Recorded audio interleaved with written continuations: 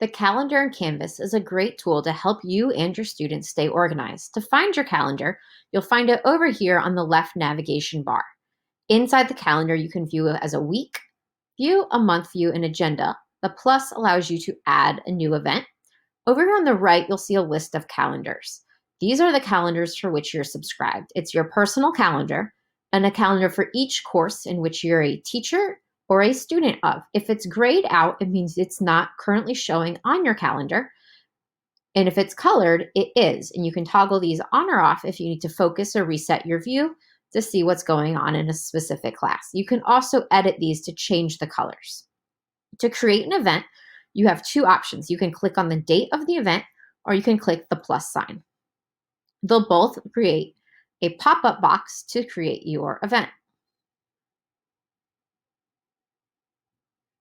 From here, you have an event, an assignment, a to-do list, or an appointment group. Events allow you to set a date and time for something that is happening. Perhaps tennis practice is starting on June 29th, and we're going to practice at 2:00 p.m.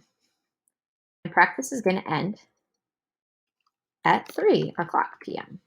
You can set a location. This will be important if it's happening in school to know what room it will be in. And then the calendar which it's on. If it's just your name, that means it's your personal calendar.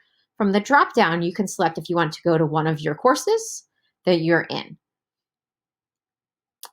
More options allows you to give more details. This will open another box. Here you have a rich text editor in which you can set some information. Perhaps bring all your class. It includes things where you can attach links, files, and documents for everyone to need. If you're doing this for a class and there's multiple sections, you can have everyone have the same time, or you can use a different date and time for each section, and this will allow you to differentiate for each group. And then create your event.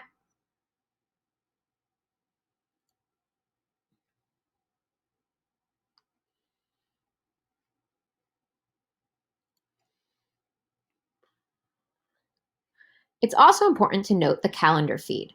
If you're also using a Google Calendar or your Office 365 calendar, it might be helpful for you to have subscribed to all of these Canvas events to your email Outlook calendar. For this, you'll just click on the calendar feed button and copy and paste this from your Office 365 calendar under Add New Web Calendar.